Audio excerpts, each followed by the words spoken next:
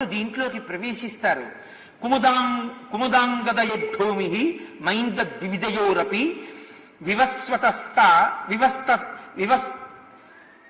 వివస్వతస్తనూజస్య హరేశ్చ కుశపర్వణ వృక్షస్య కేతుమాలస్య మమ చైవ గతిర్భవేత్ సమీక్షితు మహాబాహో రాఘవస్య పరాక్రమం లక్ష్మణస్య చ విక్రాంతం అభవత్ ప్రీతిమాన్ కపిః. ఆయన అంటారు, ఈ లంకాపట్టణంలోకి రాగలిగిన వాళ్ళు మా వానరులు ఇంకా ఉన్నారు. కుముదుడు వస్తాడు, అంగదుడు వస్తాడు, సుషేణుడు వస్తాడు, మా రాజైనటువంటి సుగ్రీవుడు వస్తాడు, మైందుడు వస్తాడు, ద్వివిధుడు వస్తాడు, అలాగే కుశపర్వణుడు వస్తాడు. ఇటువంటి శక్తి కలిగిన వానరులు అందరూ వస్తారు.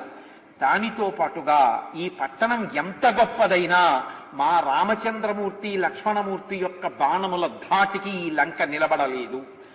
ఇందాక ఏ స్వామి లంకాపట్టణానికి రాముడు వచ్చి ఏం చేస్తాడన్నారో ఆయనే మాట వినేవాడు లేడు కాబట్టి రామబాణములకు నశిస్తుందని కూడా చెప్తున్నారు. ఆయన హృదయం అది.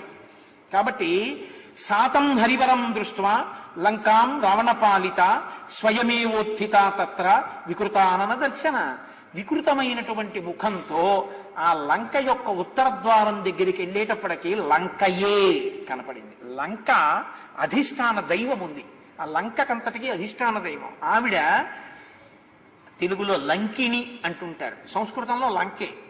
లంకయే అధిష్టాన దైవతంగా లంకని కాపు కాస్తూ ఉంటుంది. ఆవిడ కనపడింది. ఇప్పటికీ అలా ఉంటుంది. ఎందుకని అంటే కాశీపట్టణంలో వారాహి దేవత ఇప్పుడు కూడా చీకటి పడగానే కాశీపట్టణం అంతా తిరుగుతుంది.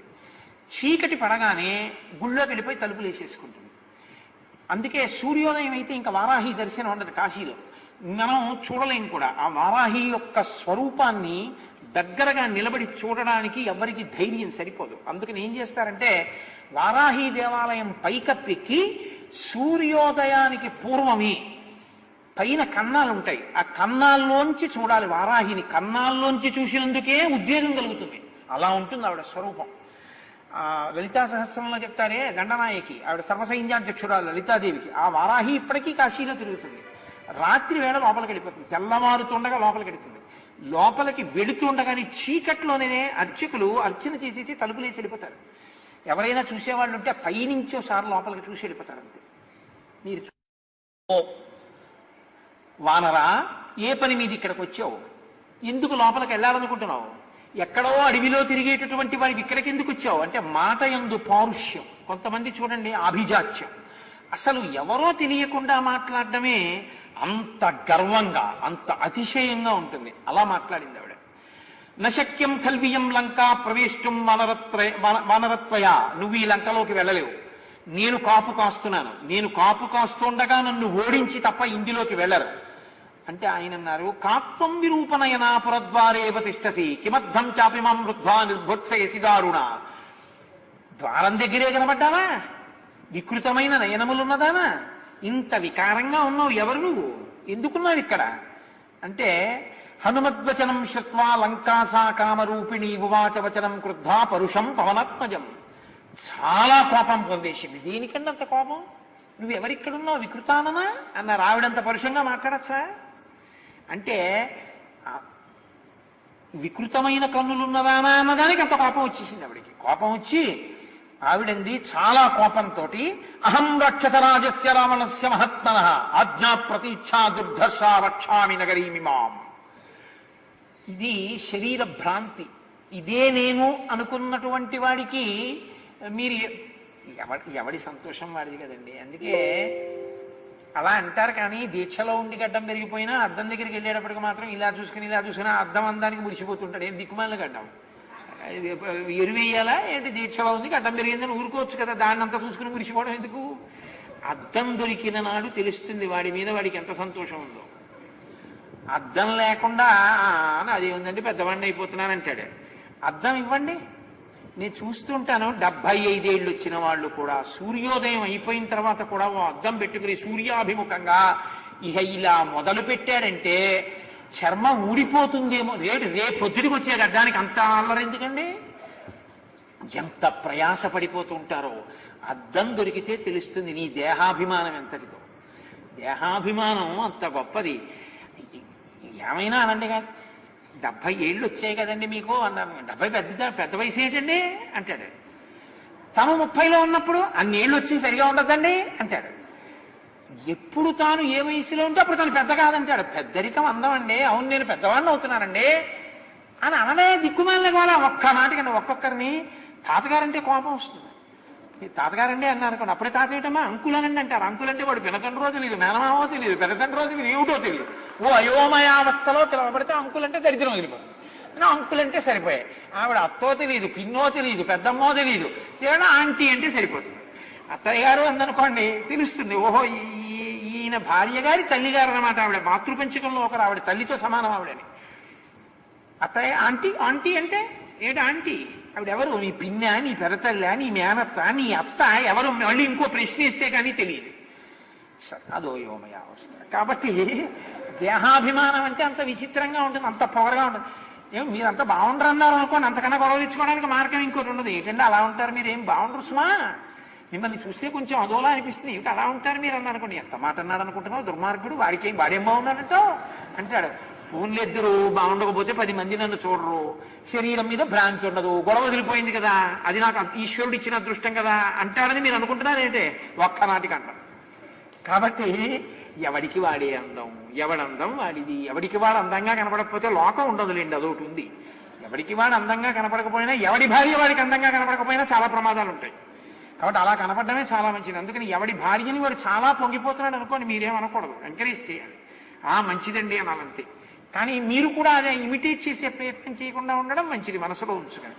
కాబట్టి హనుమద్వచనం శ్రుత్వా లంకాసా కామరూపిణి ఉవాచ వచనం క్రుద్ధా పరుషం పవనాత్మజం అహం రక్షసరాజస్య రావణస్య మహాత్మనః ఆజ్ఞా ప్రతీక్షా దుర్ధర్ష వక్షామి నగరీమిమాం.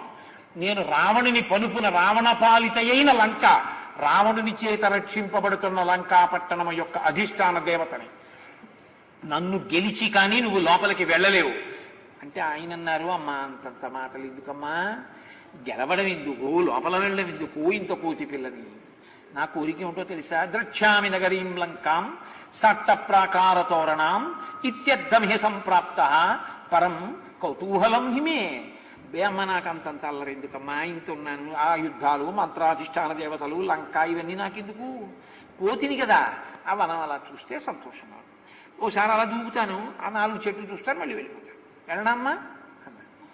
సరే వెళ్ళిరా కోతి పిల్లవి అంటే ఇంకోలా ఉండను. ఆవిడికి చాలా కోపం వచ్చి మామ నిర్జిత్య దుర్బుద్ధే రాక్షసేశ్వర పాలితాం నశక్యమద్యతే దృష్టం పురీయం వనరాధమా. ఇన్ని మాట ఎందుకండి అంత అల్లరి అంటే? ఒక్కొక్కళ్ళ పొగరు అలా ఉంటుంది. ఎంత అల్లరో అసలు. ఇంకా వాడి గురించి వాడు స్తోత్రం చేసుకుంటూ ఎదుటివాడు పురుగన్నట్టు మాట్లాడుతుంటాడు. ఇన్ని మాటలు వేసేసిందో చూడండి. దుర్బుద్ధే, ఓ దుర్బుద్ధి ఉన్నవాడా ఏమిటి, ఇంత కోతి పిల్ల కింద ఉన్నారు ఆయన, అన్ని మాటలు అవసరమా? దుర్బుద్ధే రాక్షసేశ్వర పాలితాం, రాక్షసేశ్వరుడు ఆయన చేత పాలింపబడుతోంది లంక.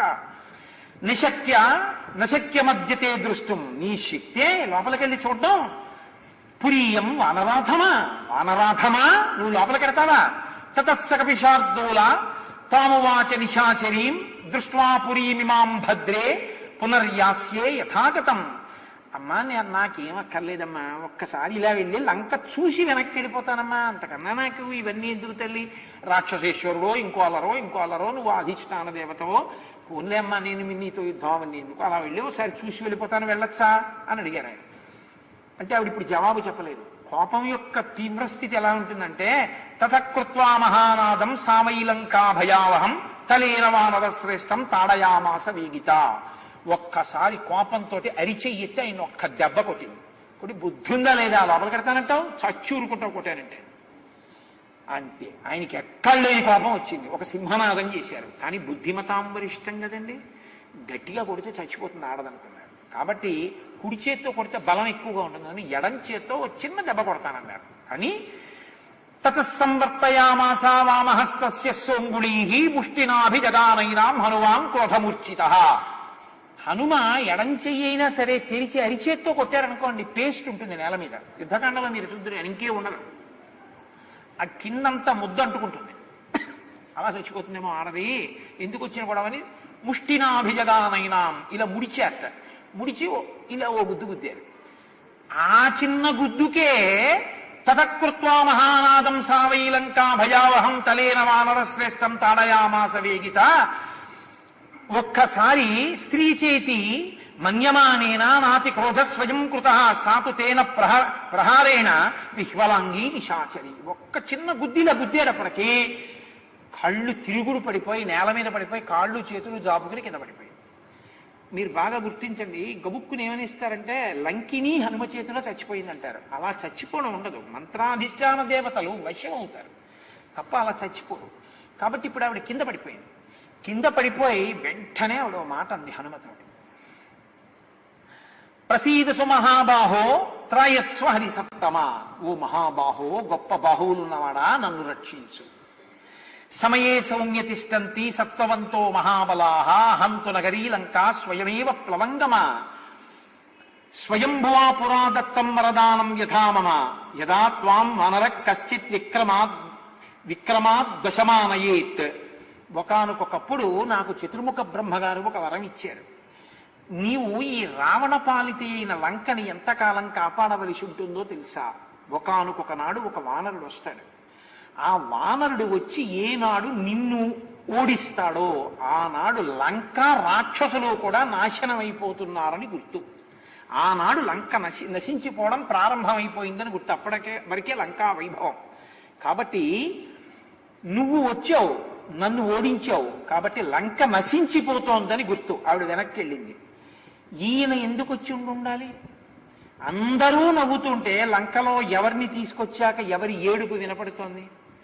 ఏ తల్లిని రావణుడు వశం చేసుకోలేకపోయాడు. ఇప్పుడు ఆవిడంది, తత్ప్రవిశ్య హరిశ్రేష్టాం పురీం రావణపాలితాం విధత్స సర్వకార్యాణి యాని హానీహ వాంఛసి. నువ్వు లోపలికి వెళ్ళి యథేచ్ఛగా ఈ సుందర నగరంలో జానకిని నువ్వు అన్వేషించి తెలుసుకో అంటే ఆవిడికి అర్థమైపోయింది. ఎప్పుడైతే ఓడింపబడిందో మంత్రాధిష్టాన దేవత, లంక అధిష్టాన దేవత కనుక జానకి జాడ కనిపెట్టడానికి వచ్చిన వాడు లోపలికి వెళ్ళి జాడ కనిపెడతాడు. జాడ కనిపెట్టాక రాముడు వస్తాడు. రాముడు వచ్చాక లంక నశిస్తుంది. ఇప్పుడు ఆవిడికి తెలిసింది. కాబట్టి వెళ్ళిపో, లోపలికి వెళ్ళి జానకి జాడ కనిపెట్టు అంది. అంటే ఆయన లోపలికి ఎలా వెళ్ళారో తెలుసా అండి?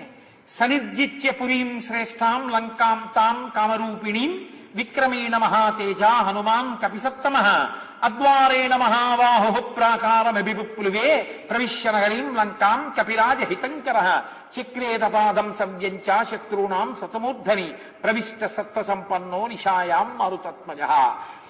ఆవిడ రాజద్వారం తెరిచి లోపలికి వెళ్ళిపో అని. ఆయన రాజద్వారంలోంచి వెళ్ళలేదు. ఎందుచేత అంటే రాజద్వారే రాజగృహే అని ఆశీర్వచనం. రాజద్వారంలోంచి లోపలికి వచ్చాడు అంటే మిత్రుడని గుర్తు, మళ్ళీ మళ్ళీ వస్తాడు అని గుర్తు. పెరటి ద్వారంలోంచి లోపలికి వచ్చాడు అంటే శత్రువు అని గుర్తు. అది కూడా ద్వారంలోంచి లోపలికి రాకుండా దూకి వచ్చాడు. దూకి వచ్చాడు అంటే ఆ పట్టణానికి ఎవరు యజమానియో ఆయన నాశనాన్ని కోరుకున్నాడు అని గుర్తు. దొంగలు దూకొస్తుంటారు, అందుకే ఉన్న వెతుకుపోయి పాడి చేయడానికి వస్తారు. కాబట్టి ఆ దూకేటప్పుడు కూడా కుడికాలు ముందు పెడితే గృహప్రవేశం మంగళాన్ని నాశించినట్టు. ఏదో పెళ్లికి వెళ్ళడం, ప్రయాణానికి వెళ్ళడం కుడికాలు ముందు ఎడతారు. ఎడంకాలు ముందెట్టారు అంటే సర్వనాశనం అయిపోయిందని గుర్తు. అందుకే పెళ్లిలో ఎంత చక్కగా ప్రశాంతంగానైనా కూర్చోవచ్చు, కానీ కోడలు వచ్చేటప్పుడు అత్తగారు చాలా జాగ్రత్తగా ఎప్పుడు ఉండాలంటే మొట్టమొదట కాలు లోపల పెట్టేటప్పుడే జాగ్రత్త పడాలి. అందుకే కాసేపు ఆపేస్తారు అక్కడ.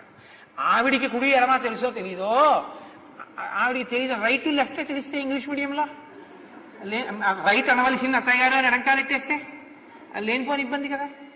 పైగా మీ రైట్ నా రైట్ అనుకున్నానని ఎదురుకుంటే అత్తగారు ఉంటే ఈవిడ లెఫ్ట్ పెట్టింది అనుకోండి, అప్పుడు అక్కడే ఆవిడ రైట్ ఈవిడ లెఫ్ట్ అయింది అనుకోండి, ఇంకా అత్తకి కోడలకి పడి తెచ్చేదే ఉంటుంది లోకంలో.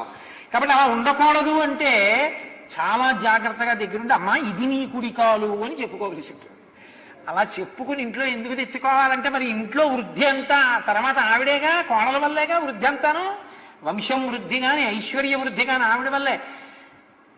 నేను చెప్పేది నా కోడల విషయంలోనైనా అంతే నిశ్వండి, పురాణం చెప్పి నేను ఎక్కడో కూర్చుంటే మా కోడలు గృహప్రవేశం చేస్తే కుదరదు. నా కోడలు వచ్చేటప్పుడు నేను కూడా బహుజాగ్రత్తగా ఆమె పాదం వంక చూసి, తల్లి అది నీ కుడి కాలమ్మా, అది గడప దాటించి ముందు పెట్టి తల్లి అని చెప్పుకుని తెచ్చుకోవాలి. కోడలు తెచ్చుకునేటప్పుడు కోడలు లక్ష్మి, ఆవిడ్ని బట్టే కదండి ఇల్లు.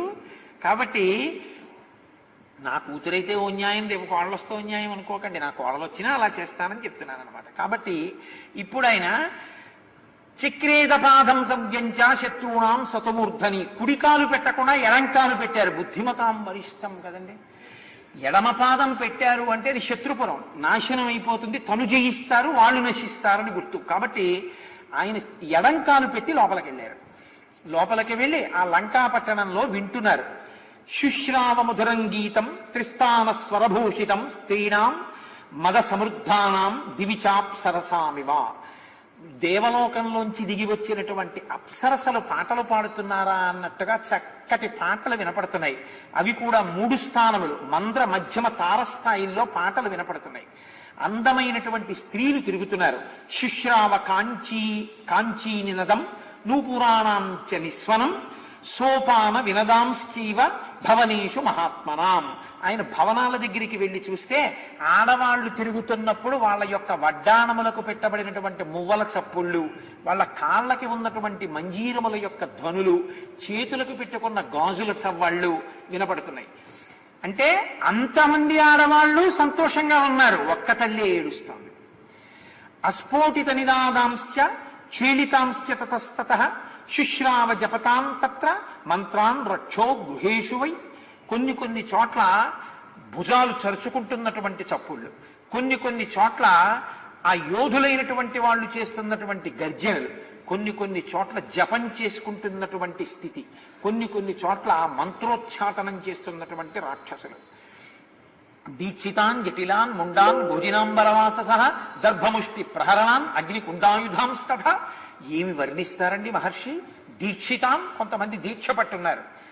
జటిలాం, కొంతమంది జటలు కట్టేసినటువంటి వాళ్ళు ఉన్నారు. ముండాం, కొంతమంది పూర్ణంగా గుడ్డు చేయించేసుకున్న వాళ్ళు ఉన్నారు. గోజినాంబరవాస సహా కొంతమంది ఎద్దు చర్మం కట్టుకున్నారు. దర్భముష్టి ప్రహరణాం, కొంతమంది గుప్పిటి నిండా దర్భలు పట్టుకున్నారు. అగ్నికుండాయుధాంస్తథ, అగ్నికుండాలు పట్టుకున్నారు. వాళ్ళు ఇంకా యుద్ధం చేయరు. వాడికి ఎవరి మీద కోపం వచ్చిందనుకోండి, వాడు ఆభిచారిక ప్రయోగం చేసి ఈ దేవతని, ఈ మంత్రాధిష్టాన దేవతని, ఈ అగ్నికుండాన్ని ప్రయోగించేస్తాడంతే ఆ దర్భలతోటి. ఉగ్ర పూజలు చేసేవాళ్ళు రాత్రి వేళ లంకాపట్టణంలో ఆభిచారిక హోమాలు చేస్తున్నారు.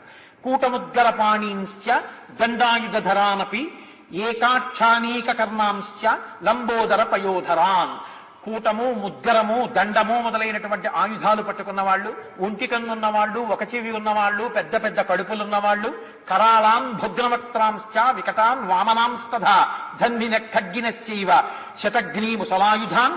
కొంతమంది భయంకరమైన స్వరూపం ఉన్నవాళ్ళు, వంకర మూతులు ఉన్నవాళ్ళు, వికృతమైన వాళ్ళు, పొట్టిగా ఉన్నవాళ్ళు, ధనస్సు పట్టుకున్న వాళ్ళు, ఖడ్గాలు పట్టుకున్న వాళ్ళు, పరిగోత్తమ హస్తాంశ్చ పరిగలు పట్టుకున్న వాళ్ళు, విచిత్ర కవచోజ్వలాన్ విచిత్రమైన కవచాలు కట్టుకున్న వాళ్ళు, నాతి స్థూలాన్ బాగా లావుగా ఉన్నటువంటి లావు లేని వాళ్ళు, నాతి కృషాన్ బాగా సన్నగా లేని వాళ్ళు, నాతి దీర్ఘాతి హ్రస్వకాన్ బాగా పొడుగు కాని వాళ్ళు, బాగా పొట్టి కాని వాళ్ళు. అంటే పొట్టి వాళ్ళు, పొడుగు వాళ్ళు, లావు వాళ్ళు, సన్నం వాళ్ళు. నాతి గౌరాన్ నాతి కృష్ణాన్ తెల్లగా లేని వాళ్ళు, నల్లగా లేని వాళ్ళు. అంటే తెల్లటి వాళ్ళు, నల్లటి వాళ్ళు. నాతి కుబ్జాన్ నవామనాన్ నడు వంగిపోని వాళ్ళు, నడు వంగిపోయిన వాళ్ళు. పొట్టివాళ్ళు, పొడుగు వాళ్ళు. విరూపాన్ బహురూపాంశ్చ వికృతమైన వాళ్ళు, చాలా రూపాలున్న వాళ్ళు. సురూపాంశ్చ సువర్చస మంచి రూపం ఉన్నవాళ్ళు, మంచి వర్చస్సు ఉన్నవాళ్ళు. ఇటువంటి వాళ్ళందరూ లంకలో తిరుగుతున్నారు. శత సహస్రమవ్యగ్రం ఆరక్షం మధ్యమం కపి రక్షోధిపతి నిర్దిష్టం దదర్శాంత పురాగ్రత. రావణాసురుడి యొక్క భవనం దగ్గరికి వెళ్ళారు. అక్కడ 1,00,000 మంది సైన్యం గుర్రాల మీద, ఏనుగుల మీద నిలబడి విచ్చుకత్తులతో కాపలా కాస్తున్నారు. 1,00,000 మంది పహరా కాస్తే తప్ప వాడు పడుకోవడానికి కుదరదు. అంటే ఎంతమందిని చావగొట్టి ఇబ్బంది పెట్టినవాడో మీరు ఆలోచించండి. కాబట్టి సతదా తద్గృహం దృష్ట్వా మహాహాటక తోరణం రాక్షసేంద్రస్య విఖ్యాతం అద్రిమూర్ధ్ని ప్రతిష్ఠితం. అది బంగారు పద్మాలతో చెక్కబడినటువంటి ఇల్లు. అక్కడ ఒక శిఖరం మీద, ఒక చిన్న కొండ శిఖరం మీద ఆ రావణాసురుడి యొక్క అంతఃపురం ఉంది. పుండరీకావతంసాభి పరికాభిరలంకృతం ప్రాకారవృతం అత్యంతం దదర్శస మహాకపి. అటువంటి ఆ గొప్ప భవనాన్ని ఆయన చూశారు. సైన్యం, గుర్రాలు, ఏనుగులు, రథాలు, విమానాలు, భూషణముల యొక్క చప్పుళ్ళు, గంధం తీసేవాళ్ళు, పువ్వులు కట్టేవాళ్ళు.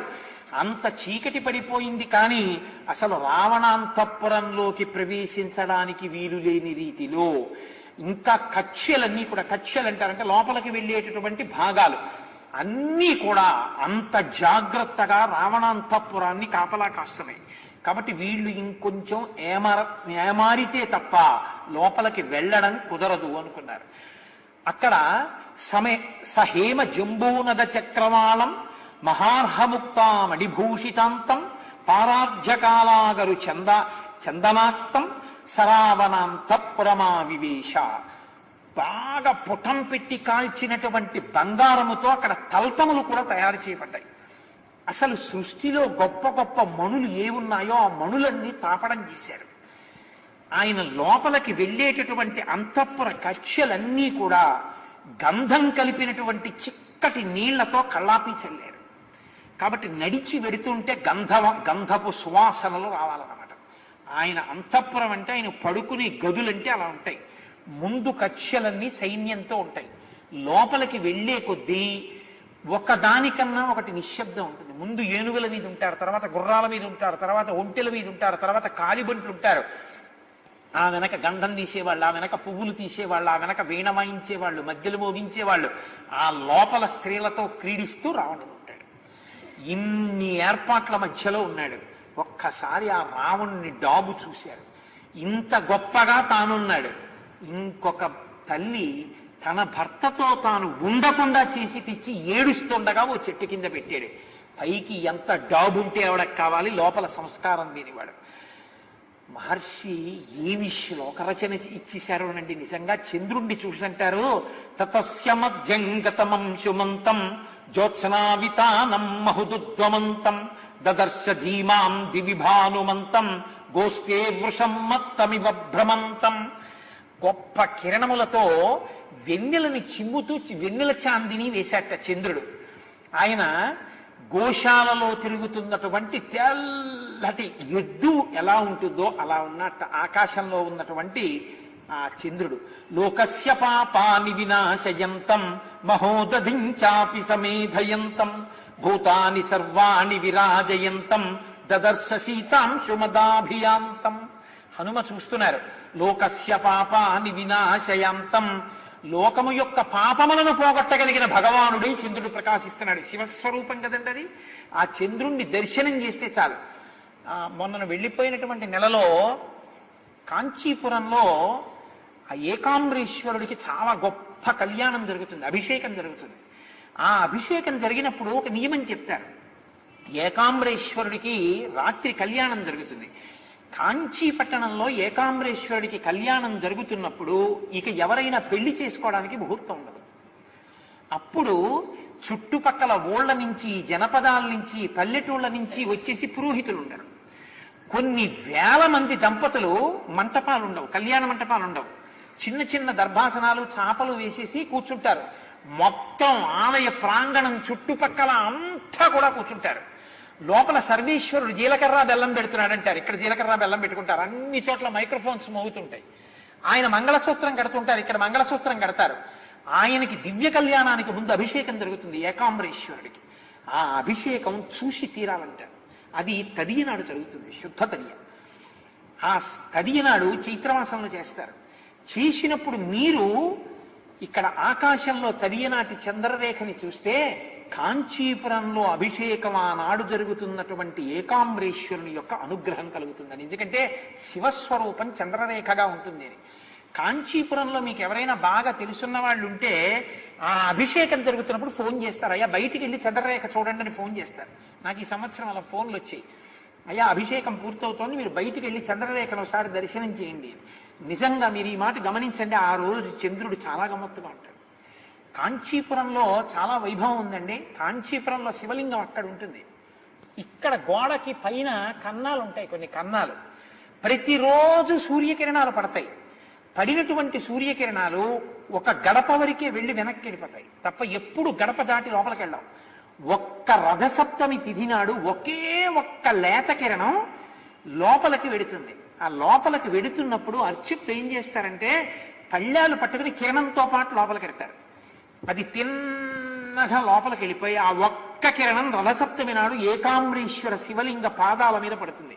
పడి వెనక్కి వెళ్ళిపోతుంది ఆ కిరణం. మహనీయమైన ఘట్టం. మీరు చూడాలి, ఎప్పుడైనా రథసప్తమికి కాంచీపురం ఏకాంబరేశ్వర క్షేత్రానికి వెళ్ళి చూడండి.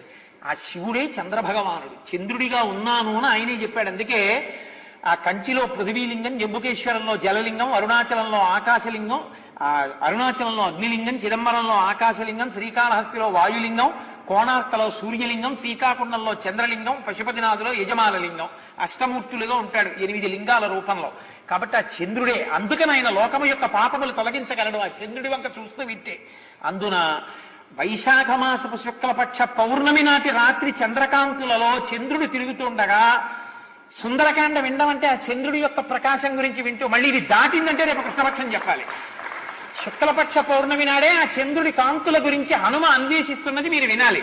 వింటే ఆ 16 కళలతో చంద్రబింబం ఏదుందో ఆ చంద్రవదనయే సీతమ్మ. ఆవిడే సీతమ్మ తల్లి. ఆ సీతమ్మ తల్లి యొక్క పరిపూర్ణానుగ్రహం. రామచంద్రుడు, చంద్రుడు శివుడు, సీతమ్మ చంద్రవదన, 16 కళల తల్లి ఆ తల్లి శ్రీమాత. కాబట్టి ఇవాళ వినద్దు చంద్రకిరణాల గురించి. అందుకే వేళ దాటిపోతున్నా ఇవాళ చెప్తున్నాను తప్ప పోన్లే రేపు చెప్దామని వెళ్తల్లా లేచి. నా ఆర్తినందుకు గమనించండి. అయ్యో పాపం ఇలా కూర్చున్నారే, ఇవాళ చెప్పి వీళ్ళకి నేను ఆ అనుగ్రహాన్ని ఇవ్వాలి. కాబట్టి లోకస్య పాపాని వినాశయంతం మహోదధించాపి సమేధయంతం. సముద్రం పొంగుతుంది ఆయన్ని చూస్తే. భూతాని సర్వాణి విరాజయంతం. సమస్త భూతములు ఆనందిస్తాయి ఆ చంద్రకిరణములకు. దదర్శ సీతాంశు మదాభియాంతం. అందరూ కూడా దదర్శ సీతాంశు చల్లని కిరణములు ఉన్నటువంటి ఆ చంద్రుణ్ణి దర్శనం చేస్తున్నారు. మనము చేద్దాం ఇవాళ బయటికి వెళ్ళిన తర్వాత. యాభాతి లక్ష్మీర్భువి మందరస్థ తథా ప్రదోషేషు చ సాగరస్థ తథైవతో యేషు చ పుష్కరస్థ రాజసాచారు నిశాకరస్థ. అబ్బా ఏమి శ్లోకాలు వేస్తారండి. లక్ష్మీదేవి యొక్క వైభవంట భూమి మీద మందరగిరి మీద ఉందిట. సాయం సంధ్య వేళలో ప్రదోష వేళలో సముద్ర జలాల ఎందు ఉందిట. అట్లాగే జలములలో ఉన్న పద్మము ఎందు ఉందిట. త్రయోదశి చతుర్దశి పౌర్ణిమలలో ఆకాశంలో ఉన్నటువంటి చంద్రబింబపు కాంతులలో లక్ష్మీదేవి ఉందిట. అందుకని లక్ష్మీ దర్శనంతో సమానం. హంసో యథా రజత పంజరస్థ సింహో యథా మందరకందరస్థ వీరో యథా గర్విత కుంజరస్థ చంద్రోపి బిభ్రాజతదంబరస్థ. వెండి పంజరంలో పెట్టబడినటువంటి హంస ఎలా ఉందో అలా ఉన్నట్ట చంద్రుడు. మందర పర్వతపు గుహలో పడుకున్న సింహం ఎలా ఉంటుందో అలా ఉన్నట్ట చంద్రుడు. వీరుడైనటువంటి వాడు మదగజము యొక్క కుంభస్థలం మీద కూర్చుంటే ఎలా ఉంటాడో అలా ఉన్నట్ట చంద్రుడు. అలా ఉన్న చంద్రుణ్ణి హనుమ దర్శనం చేస్తున్నారట. వినష్ట సీతాంబు తుషార పంకో మహాగ్రహగ్రహ వినిష్ట పంక ప్రకాశ లక్ష్మాశ్రయ నిర్మలంకో రాజచంద్రో భగవాన్ శశాంక. అందుకని భగవాన్ అంటారు ఇక్కడ. ఆయన ఉదయించినప్పుడు చుట్టూ ఉన్నటువంటి మంచు తెరలు తొలగకట్టబడ్డాయి, ఇంకా ప్రకాశిస్తుంటే. ఆయన యొక్క కాంతి చేత సూర్యుని యొక్క కిరణములు, గ్రహములకు అధిపతి అయినటువంటి సూర్యుని యొక్క కిరణములు ఆయన మీద పడి ప్రతిఫలించిన తరువాత పూర్ణ తేజస్సుని చంద్రుడు పుంజుకుంటే చుట్టూ ఉన్నటువంటి మందమైన మంచు తెర తొలగిపోయింది. అటువంటి భగవానుడైన చంద్రుణ్ణి హనుమ దర్శనం చేశారట. శిలాతలం ప్రాప్య యథా మృగేంద్రో మహారణం ప్రాప్య యథా గజేంద్ర రాజ్యం సమాసాద్య యథా నరేంద్ర తథా ప్రకాశో విరరాజచంద్ర. అలా నడిచి వెళ్ళి తను కూర్చోడానికి కావలసినటువంటి పర్వత శిఖరం మీద ఉన్న ఒక పెద్ద శిలని వెతుక్కుని దాని మీద పడుకుని 2 కాళ్ళు ముందుకు చాపుకుని ఇలా తల ఎత్తి చూస్తున్న సింహం ఎలా ఉంటుందో అలా ఉన్నట్ట చంద్రుడు. మహారణం ప్రాప్య యథా గజేంద్రో. గొప్ప యుద్ధం వచ్చినప్పుడు ఏనుగు ఎంత సంతోషంగా ఉంటుందో అలా ఉన్నట్ట. రాజ్యం సమాసాద్య యథా నరేంద్ర. రాజైనా రాజ్యం లేనివాడు శోకంతో ఉండి రాజ్యం పొందిన తర్వాత రాజు ఎలా ఉంటాడో అలా ఉన్నట్టు చంద్రుడు. ప్రకాశ చంద్రోదయ నష్ట దోష ప్రవృత్త రక్ష పిశితాశ దోష రామాభిరామీరిత చిత్త దోష స్వర్గ ప్రకాశో భగవాన్ ప్రదోష. ఆ చంద్రుడు ప్రకాశిస్తున్న చీకటి సమయంలో రాక్షసులు మాంసం తింటున్నారు. అక్కడ ఉన్నటువంటి స్త్రీలు సంతోషంగా తమ ప్రియుల్ని కలుసుకోవడానికని బయలుదేరారు. అక్కడ స్వర్గలోకంలో ఉండే